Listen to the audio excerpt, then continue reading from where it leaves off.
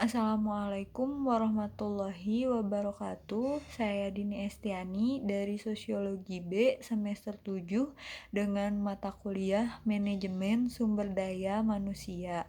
Nah, saya di sini akan memaparkan mengenai materi kebijakan. Nah, kebijakan itu merupakan sebuah konsep dan juga asas yang akan menjadi pedoman dan dasar rencana di dalam sebuah pelaksanaan suatu pekerjaan. Nah, dalam suatu pekerjaan juga kepemimpinan dan cara bertindak. Nah, kebijakan juga bisa diterapkan pada pemerintahan, organisasi, kelompok swasta dan juga individu. Nah, ada dua unsur penting mengenai sebuah kebijakan. Nah, yang pertama itu harus tahu tujuan dari kebijakan tersebut, dan yang kedua bisa dapat membuat alat untuk mencapai tujuan tersebut. Nah, dari kedua unsur tersebut itu bisa berhubungan satu sama lainnya. Nah, kemudian ada juga yang disebut dengan kebijakan pemerintah. Nah, kebijakan pemerintah itu dibuat oleh badan pemerintah, baik pejabat maupun suatu instansi pemerintah. Nah, kebijakan juga dibuat untuk menjalin hubungan antara pemerintah dengan masyarakat. Nah, yang ketiga itu kebijakan itu merupakan sebuah pilihan dari pemerintah, baik yang melakukan maupun tidak melakukan sesuatu yang menyangkut dengan masyarakat banyak. Nah, adapun prinsip-prinsip dari kebijakan yaitu fokus pada kriteria masalah. Nah, yang kedua menghindari pendekatan toolbox dalam menganalisis. Nah, yang ketiga dapat membuat transaksi dengan sebuah ketidakpastian. Yang keempat itu harus dijelaskan dengan angka untuk memahami dan juga memecahkan sebuah masalah. Nah, yang kelima itu membuat sebuah analisis yang sederhana dan juga transparan. Yang keenam itu mengecek faktanya. Yang ketujuh itu mendukung posisi pihak lain.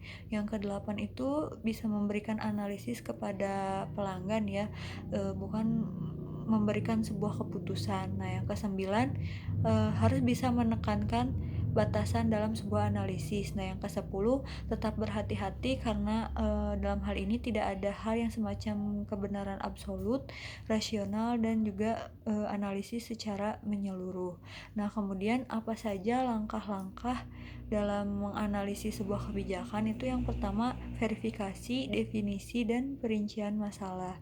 Nah, yang kedua itu menentukan kriteria evaluasi. Yang ketiga, identifikasi kebijakan alternatif.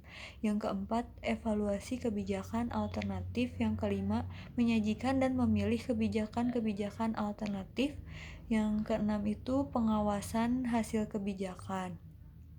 Nah, adapun proses dari tahapan-tahapan kebijakan yaitu yang pertama menyusun sebuah agenda, yang kedua memformulasikan kebijakan, yang ketiga mengadopsi kebijakan, yang keempat mengimplementasikan kebijakan, dan yang kelima menilai hasil dari kebijakan tersebut. Nah, adapun kebijakan publik yaitu sebuah keputusan atau ketetapan pemerintah yang dapat mempengaruhi sebuah masyarakat. Nah, dari kebijakan publik juga dapat dipandang beberapa rangkaian kegiatan yang meliputi yaitu pertama pembuatan kebijakan, dan yang kedua pelaksanaan dan pengendalian serta mengevaluasi kebijakan.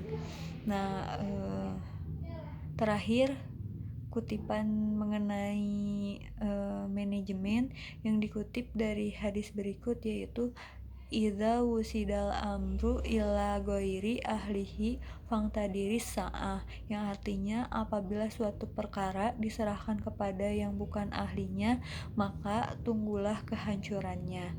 Sekian dari saya, mohon maaf apabila ada kesalahan. Wassalamualaikum warahmatullahi wabarakatuh.